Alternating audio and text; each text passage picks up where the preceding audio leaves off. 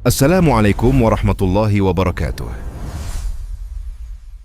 Assalamualaikum warahmatullahi wabarakatuh.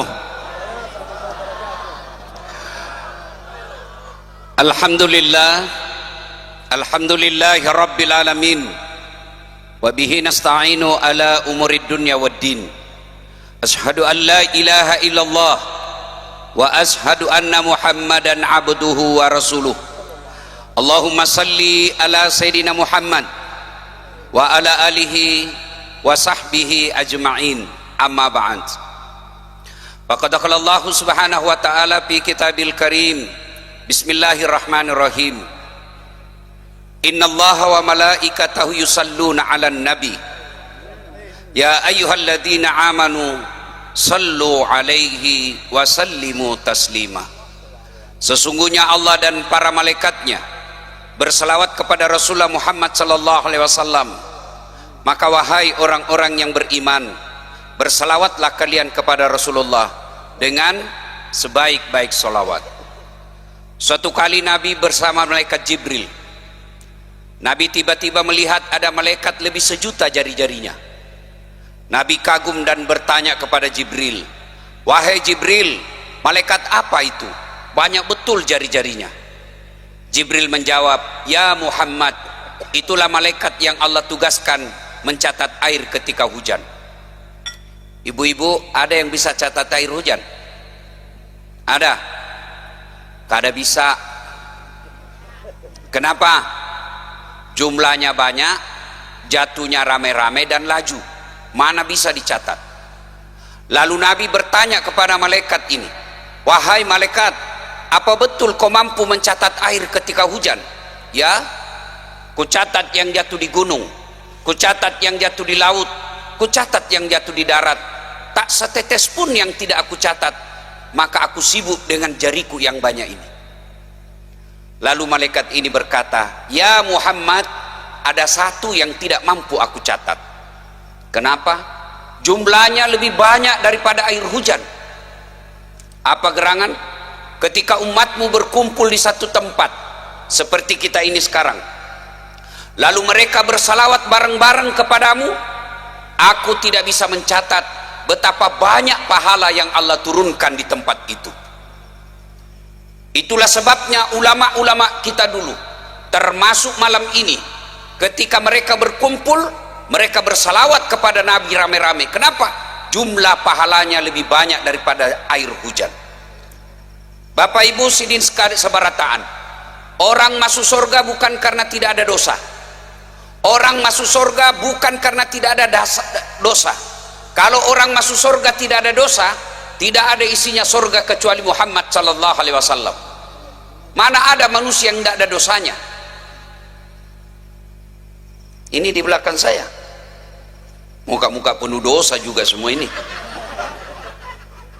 Saya sendiri banyak dosa saya, terutama kalau Car Free Day, pergi jogging di pantai Makassar, habis amal saya. Kata mahasiswa saya, kenapa kau tengok Ustaz? Ya pasti ditengok, barang bagus. Mana ada orang tidak ada dosanya? Lalu kenapa orang masuk surga ditimbang pahalanya sebelah kanan, timbang kesalahannya sebelah kiri? Maka itulah sebabnya Allah melahirkan, menciptakan dua malaikat. Ada malaikat yang khusus mencatat kebaikan, ada khusus mencatat keburukan. Maka nanti di akhirat ditimbang, itulah hari pertimbangan.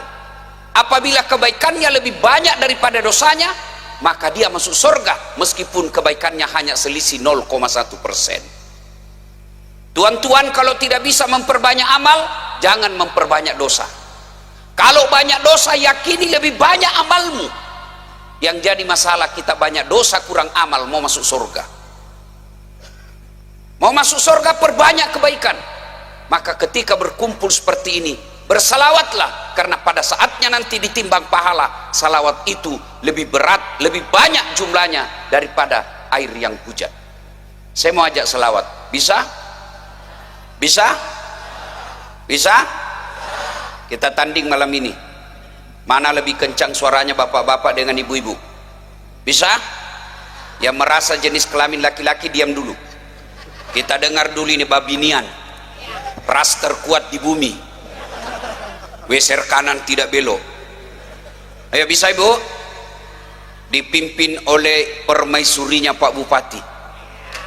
Kalau saya kadawani bicara poligami, bini saya tanya, besok-besok kalau saya sakit, yang obatnya hanya satu, tidak bisa sembuh kecuali diizinkan kawin lagi, menurutmu bagaimana?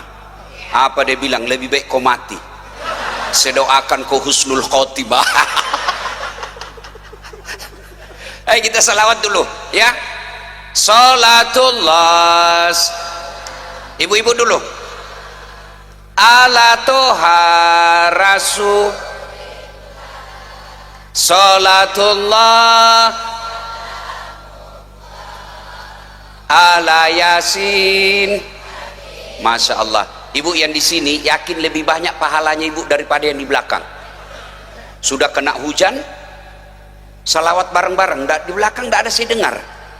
Insya Allah ibu lebih dulu masuk surga daripada yang di belakang sana. Amin. Tidak usah juga ibu keluar ke sini berhujan-hujan ya. Yang lelakian lagi, ibu-ibu perempuan diam dulu, kita lelaki lagi. Yuk, salatullah. Yang di belakang, ala toha rasul. Salatullah ala yasin. Masya Allah, semua salatullah salamullah ala toha rasulillah. Salatullah salamullah ala yasin. Masya Allah, terima kasih. Ketika Allah perintah solat, Allah tidak solat. Allah perintah puasa, Allah tidak puasa. Allah perintah haji, Allah tidak menunaikan ibadah haji. Tapi ketika Allah perintahkan kita solawat, apa kata Allah? Innallaha wa malaikatahu yusalluna ala nabi. Allah dan para malaikatnya bersalawat kepada Rasulullah Muhammad sallallahu alaihi wasallam. Maka wahai orang-orang yang beriman, bersalawatlah kalian kepada Rasulullah. Yusalluna ala nabi, sallu alaihi wasallimu taslima. Allah dan para malaikatnya saja bersalawat, apalagi kita ini umat Nabi Muhammad sallallahu alaihi wasallam. Maka tuan-tuan, puan-puan, bapak ibu yang saya muliakan, saya senang orang Banjar. Itu kalau orang Banjar salawatan, luar biasa cintanya kepada Rasulullah Muhammad sallallahu alaihi wasallam. Malam ini pun terbukti, kalau di Sulawesi Selatan ceramah jam begini ditinggal sudah kita jamaah. Di sini bubuhan Banjar kada bisa dilawan jar. Masya Allah. Coba dan ingat, dalam sebuah hadis diceritakan, ketika selesai nanti pengajian ini, malaikat balik melapor kepada Allah. Lalu Allah bertanya kepada malaikat. Bertanyanya bukan karena Allah tidak tahu. Allah bertanya kepada malaikat, malaikatku, dari mana kau? Saya baru saja pulang dari pengajian di depan rumah jabatan Bupati Hulu Tengah Selatan. Hulu. Ya saya pancing aja kau gua.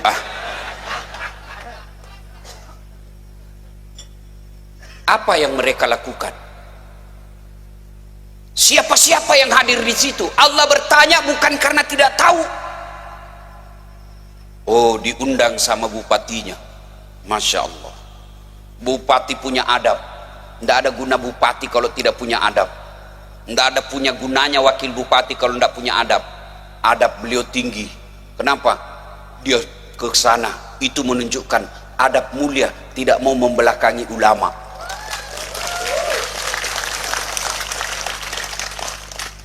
Saya ketemu di Surabaya, minta waktu ceramah. Saya bilang insya Allah saya datang. Ditanya bagaimana soal honor. Honor nomor 1, nomor 2 tidak usah apa-apa. Ya, Allah bertanya siapa yang hadir di situ? Ada Guru Udin, ceramahnya yang luar biasa sampai Dasat Latif terpingkal-pingkal. Saya sebenarnya tidak perlu lagi ceramah karena sudah dituntaskan oleh beliau. Lalu malaikat lagi berkata, ada Guru Mahmud yang mengaji dengan suara yang merdu dan mempesona. Ada para harabaib, ada para alim ulama, ada Dasat Latif, ada ibu-ibu yang kehujanan. Dijelaskan semuanya. Lalu Allah bertanya lagi, terus apa yang mereka lakukan? Mereka memujimu ya Allah, mereka memuliakanmu ya Allah, mereka membesarkanmu ya Allah. Lalu Allah bertanya kepada malaikat Jibril, oh mereka memuliakan saya? Iya. Apa mereka pernah melihatku? Apa mereka pernah menyaksikanku? Kata malaikat, tentu tidak ya Allah. Kau lihat itu hambaku, mereka tidak pernah melihatku, lalu dia membesarkanku. Bagaimana lagi nanti ketika mereka bertemu langsung kepadaku di akhirat? Lalu Allah bertanya lagi, apalagi yang mereka lakukan? Mereka bersalawat kepada Rasulullah Muhammad sallallahu alaihi wasallam. Lalu Allah bertanya lagi, apa mereka pernah melihat Nabi Muhammad sallallahu alaihi wasallam?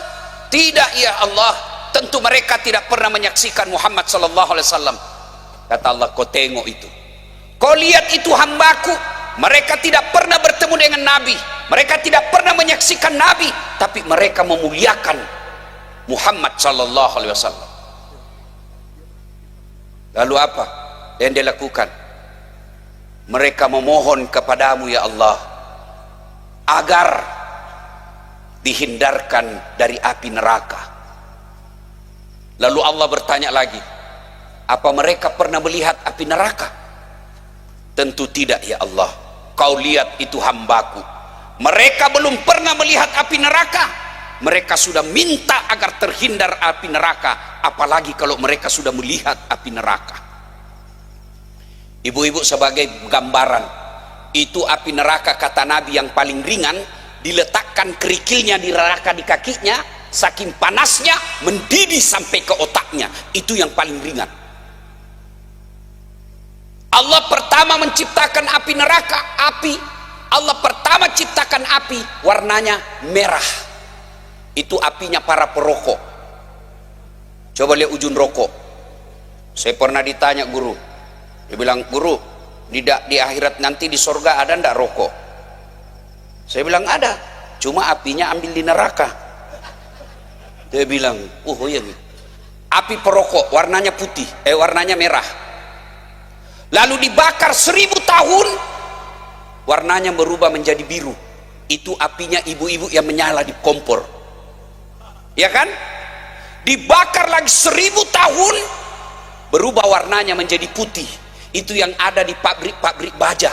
Kita lihat dia pisahkan besi, padahal tidak ada api. Kita lihat padahal ada api di situ, cuma warnanya sudah jadi putih.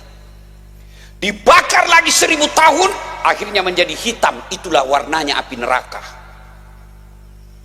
Makanya saya heran kalau ada orang berani tidak sholat, sedangkan hujan saja kau lari, apalagi kalau kau lihat api neraka. Itulah saya heran kalau lihat ada berani korupsi, menyerobot tanahnya orang. Kata Allah, 1 jengkal saja, tanahnya orang kau serobot, 7 petaka langit nanti kau akan pikul.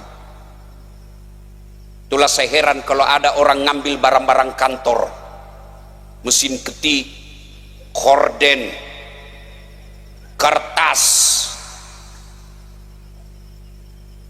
bensin motor, di mana hilang barang bukti, ditangkap sama polisi, diamankan motor, hilang spionnya, hilang bensinnya, habis semua.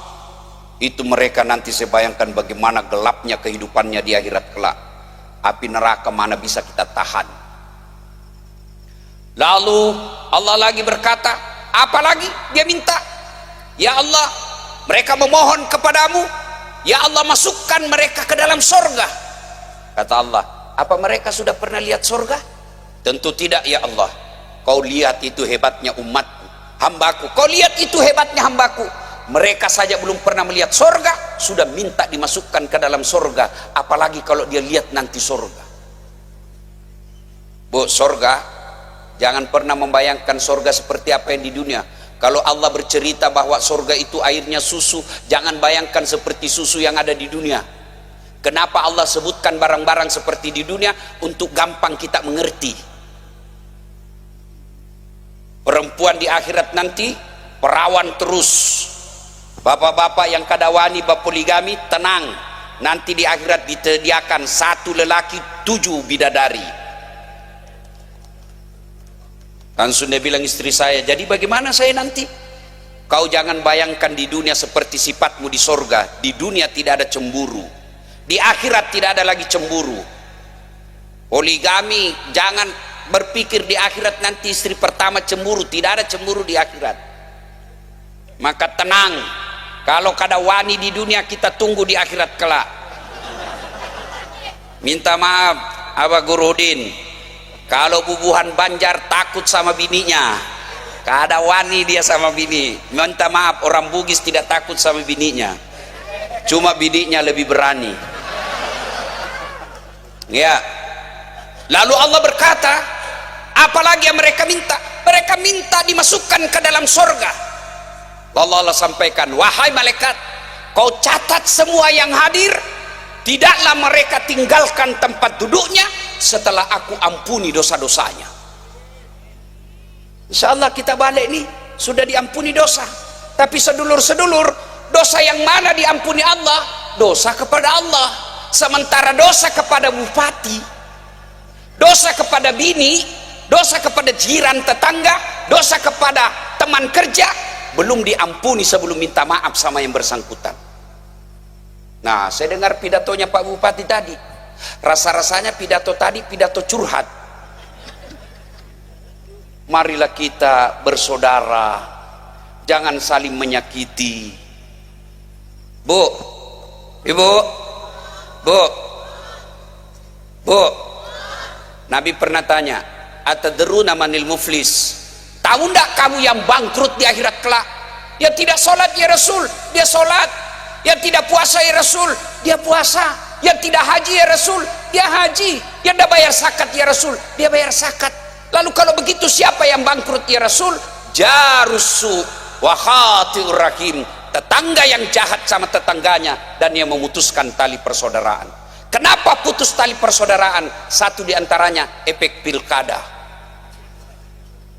Beda pilihan, Bu, boleh Bu? Beda pilihan biasa, tapi jangan bertengkar. Masih ingat 2019? Masih ingat 2019? Pilpres, siapa yang bertanding? Bapak Prabowo lawan Bapak Joko Widodo. Siapa yang menang? Bapak Joko Widodo. Siapa menterinya? Bapak Prabowo. Bertanding, satu paket. 2024 siapa yang bertanding? Bapak Prabowo lawan siapa? Anies Baswedan. Siapa yang menang? Bapak Prabowo. Siapa menterinya? Betul, Iskandar. Siapa? Muhaimin Iskandar. Kalian bertetangga mau ribut.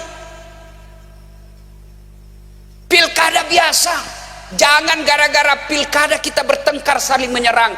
Kata Pak Bupati tadi, curhatnya itu kasihan. Mana bisa membangun kalau kamu sering menyerang? Saudara-saudara sekalian, biar kau rajin puasa Senin Kamis, kau sering bertahajud tiap malam, kau tadarus tiap hari, tapi kalau tidak ada orang yang senang kamu, demi Allah kamu orang bangkrut. Ya Allah, ini puasaku. Datang taman kantornya, tunggu dulu, saya difitnah dulu itu pilcaleg. Gara-gara fitnahnya saya kalah. Ambil sholatnya. Ya Allah, ini puasaku. Tunggu dulu, saya pernah tetangga itu, saya difitnah katanya anakku yang keriting rambutnya bukan anaknya suamiku, karena suamiku lurus rambutnya. Ambil puasanya. Ya Allah, ini hajiku. Datang lagi tetangganya, tunggu dulu, saya pernah bertetangga situ, dia serobot tanahku 1,5 meter. Gara-gara tanahku diambil, hilang got saya. Setiap musim hujan banjir rumah saya. Tuh kelakuannya dia. Allah katakan, ambil hajinya, habis amalnya, puasanya habis, sholatnya habis, hajinya habis, zakatnya habis. Masih ada yang datang. Saya juga pernah difitnah di medsos, dia bully saya di medsos, saya malu, satu kampung menghina saya tinggalkan kampung halamanku gara-gara kelakuannya. Lalu dia berkata, ya Allah, bagaimana lagi, sudah habis amalku ini. Allah katakan, tidak ada kebatilan yang tidak ada balasannya. Ambil dosanya orang yang pernah kau sakiti. Maka sedulur-sedulur pian sabarataan, apa kata Nabi? Khairun nas anfa'uhum linnas. Sebaik-baik manusia di antara kalian yang paling banyak manfaatnya buat orang lain. Kalau kamu tidak bisa sedekah dengan duit, sedekahlah dengan akhlak baik. Kalau kamu tidak bisa sedekah orang, jangan kau sakiti hatinya. Kalau kau tidak setuju dengan pemimpinmu, bukan dengan mempermalukannya, tapi kau datang baik-baik. Coba lihat kita bernegara, itu diajarkan dalam salat jamaah. Ada imam, bupati, ada anggota DPR, muballagah. Ketika imam di belakang imam sebelah kanan, ada yang berteriak. Ketika imam kata Allahu Akbar, ada kan di belakang Allahu Akbar? Ada kan ibu? Siapa ini? Namanya muballagah. Berasal dari kata mubalik. Apa itu mubalik? Menyampaikan. Siapa dalam negara? Anggota DPR. Ngomong anggota DPR, bupatimu salah, ngomong tegur. MBG disalahgunakan, ngomong anggota DPR. Jangan kau diam, karena kalau kau diam, anak STM datang ke jalan bawa bambu. Ngomong anggota DPR. Cuma anggota DPR banyak tidak tahu ngomong. Kenapa dia anggota DPR? Hanya karena wane piro. Kau semua pelakunya. Orang cerdas, orang baik agamanya, bagus akhlaknya, tidak terpilih. Kenapa? Karena tidak mau nyogok. Yang kamu pilih 300.000. Akhirnya apa? Masyarakat susah, dia joget-joget, kau rasa lo itu. Maka muballaga ngomong. Tapi ketika imam salah, ada aturannya, ada etikanya. Tidak boleh kau bilang, hei imam salah kau. Tidak bisa. Imam mestinya sujud, dia ruku. Tidak boleh kau bilang dongo ini. Tidak bisa. Bagaimana caranya tegur? Subhanallah, puji Allah.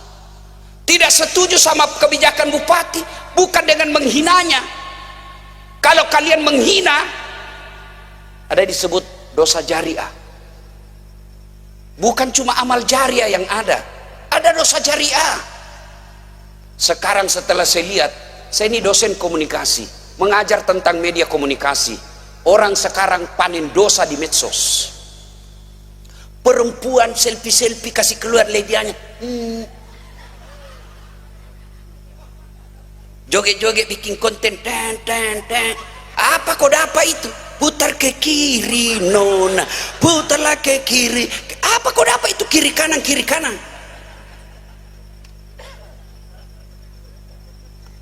Ada laki-laki jogetnya sudah calabai. Laki-laki sudah hancur-hancur saya lihat ini. Itulah buka itu Quran surah Yasin. Tangan kita nanti akan dimintai tanggung jawabnya, mata kita akan ditanya, kaki kita akan ditanya, jari-jarimu akan ditanya dengan menggunakan medsosmu.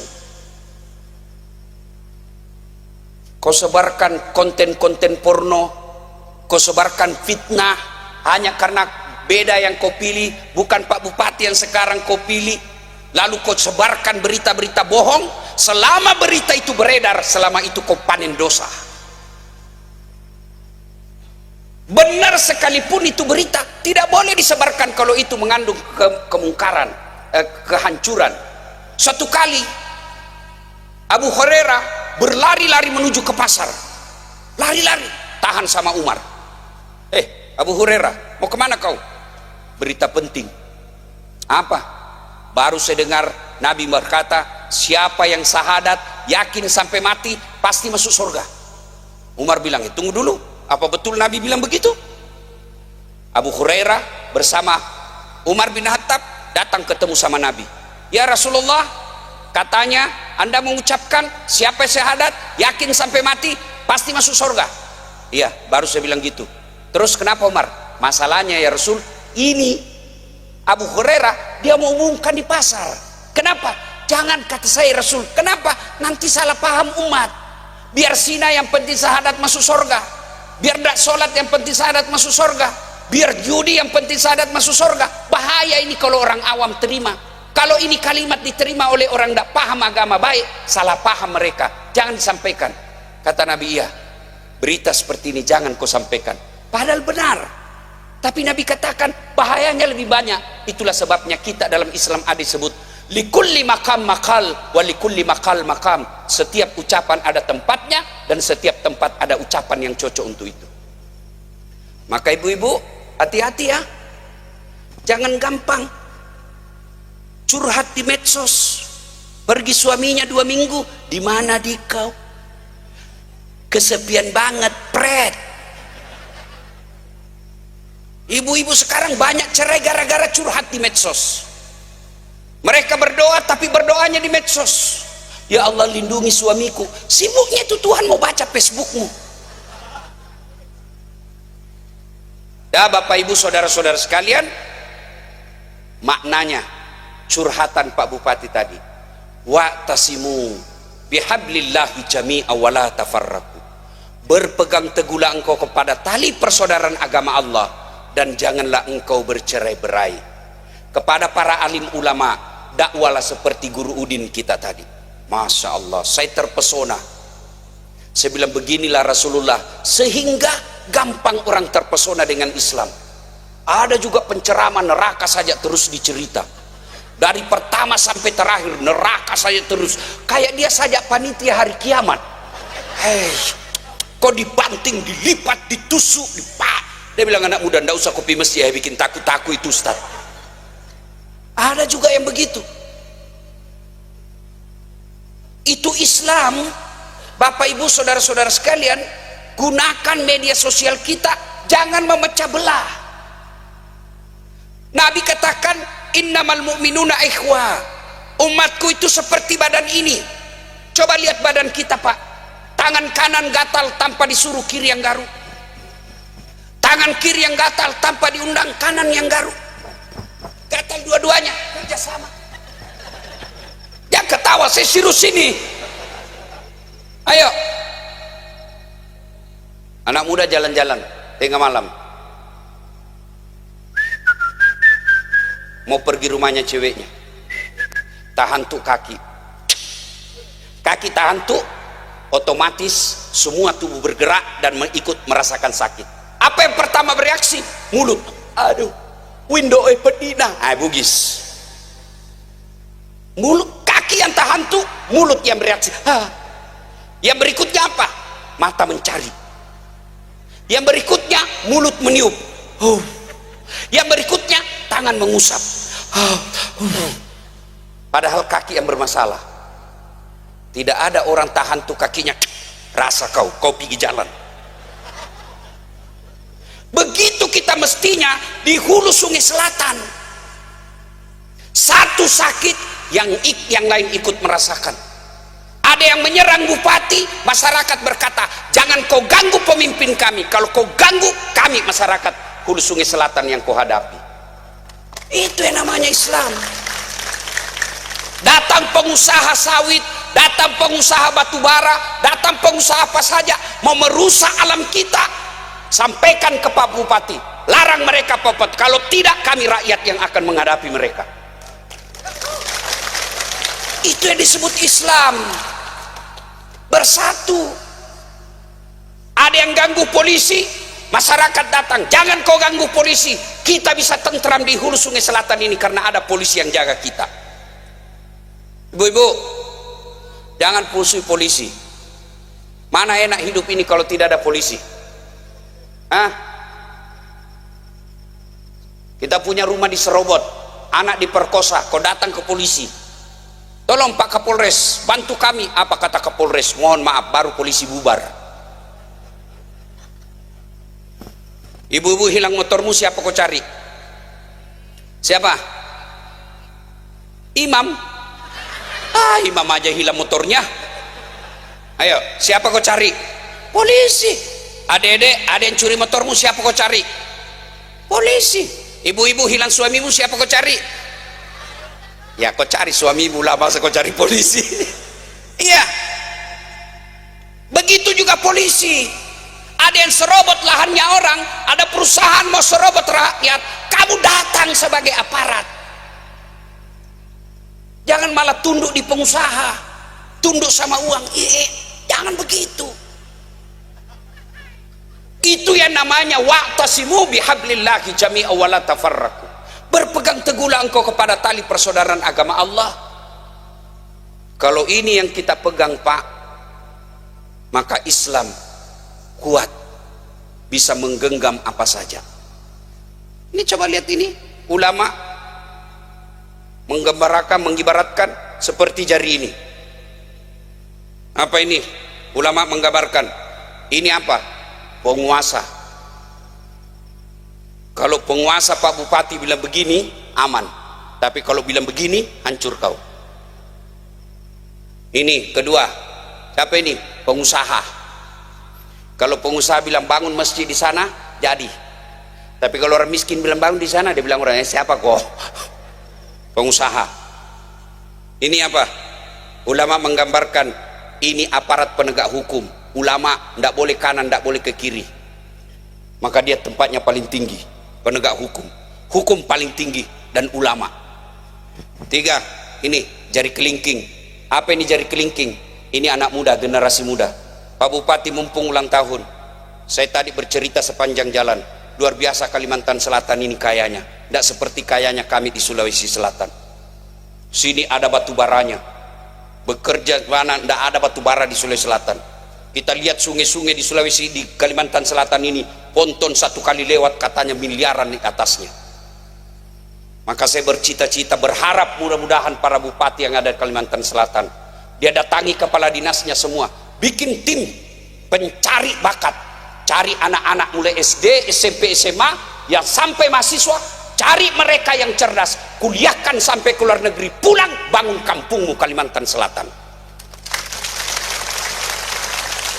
Kasihan Kalimantan Selatan, habis alamnya kalau miskinnya rakyatnya.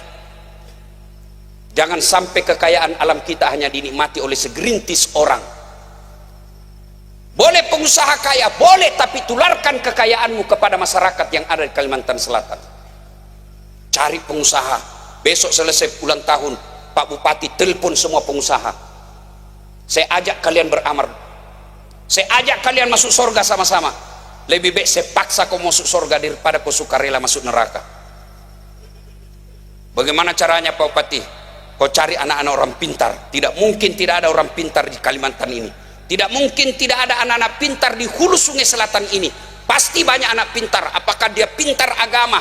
Apakah dia pintar fisika?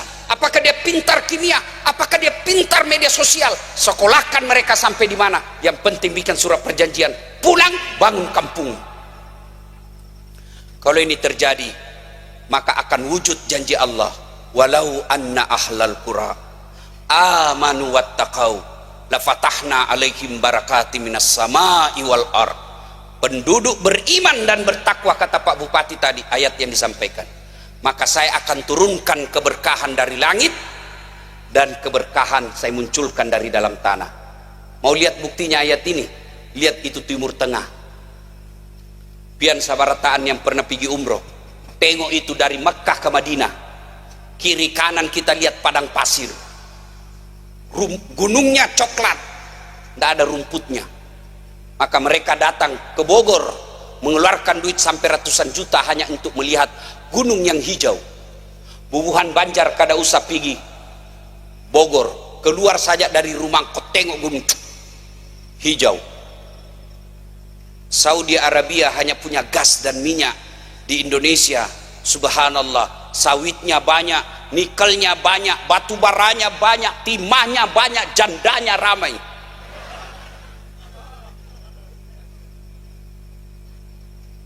Tapi sampai dekat ini tidak ada orang Saudi Arabia datang ke Banjarmasin menjadi tenaga kerja. Kenapa? Penduduknya mereka beriman dan bertakwa kepada Allah. Kalau ada mencuri, dipotong tangannya. Di Indonesia ada mencuri, dipotong masa tahanannya.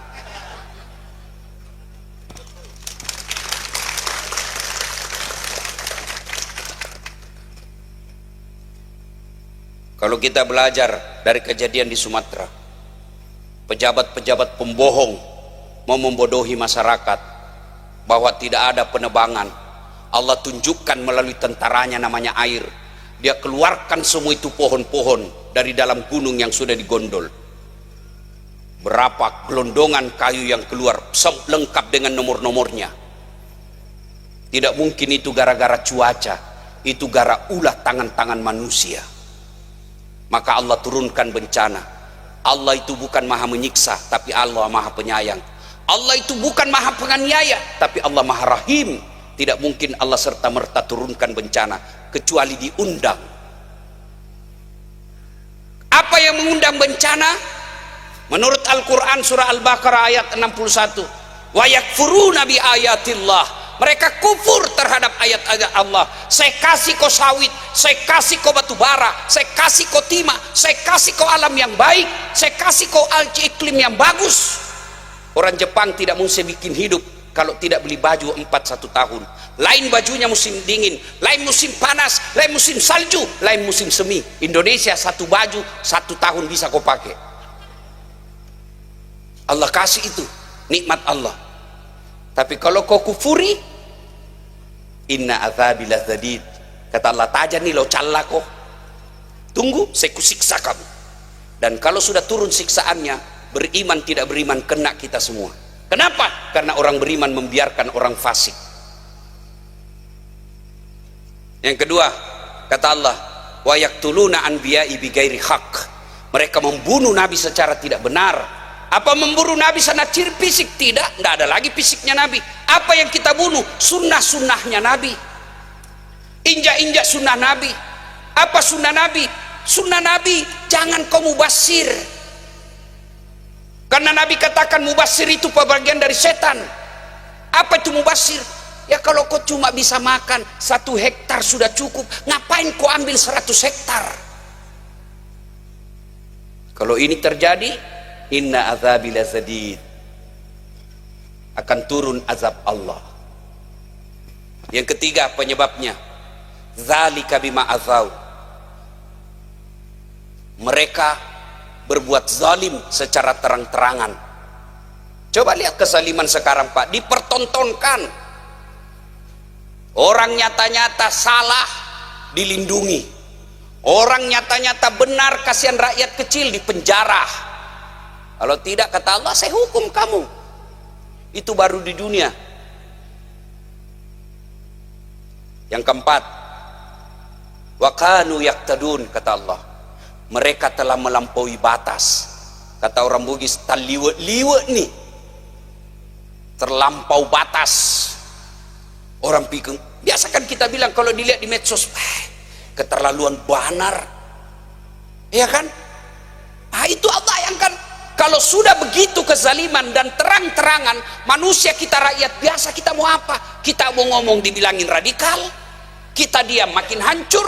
Maka Allah yang turun. Kenapa turun? Allah turun karena Allah cinta kepada hambanya dan Allah cinta kepada umatnya Muhammad sallallahu alaihi wasallam. Bapak ibu saudara-saudara sekalian, ingin rasanya berlama-lama tapi waktu yang terbatas. Sudah jam 11. Insya Allah lain waktu dan kesempatan kita akan lanjut lagi. Kita doakan Pak Bupati, Pak Wakil Bupati tetap ujub, tetap rukun. Karena di tempat-tempat lain Bupati tidak rukun sama wakilnya. Wakilnya lapor bupatinya supaya masuk penjara supaya dia jadi bupati. Banyak yang kita lihat begitu. Mudah-mudahan di Hulu Sungai Selatan tidak seperti itu. Karena kalau bupati dengan wakil bupati tidak rukun, pegawai negeri akan bingung. Mana yang saya mau ikuti, bupatiku atau wakil bupatiku? Percaya Pak Bupati dan seluruh ASN di tempat ini, kalau Allah takdirkan engkau jadi kepala dinas, itu yang jadi. Tidak usah kau cari muka sama bupati. Setengah mati cari muka, enggi. Pak Bupati, yang banyak merusak pejabat itu pencari muka. Biar salah dia bilang nginggi, bujur banar, bujur. Mau tahu ciri-ciri pencari muka Pak Bupati? Gampang. Salah satu tandanya kalau sampean pian cerita pidato biar ndak lucu ketawa juga, itu pencari muka itu. Ini yang banyak merusak. Mudah-mudahan kabupaten kita Allah rahmati, Allah turunkan keberkahan, dan paling penting masyarakatnya beriman dan bertakwa kepada Allah Subhanahu wa taala. Terima kasih, lebih dan kurangnya mohon dimaafkan. Usikum wa nafsi bitaqwallah. Fastabiqul khairat. Assalamualaikum warahmatullahi wabarakatuh. Waalaikumsalam warahmatullahi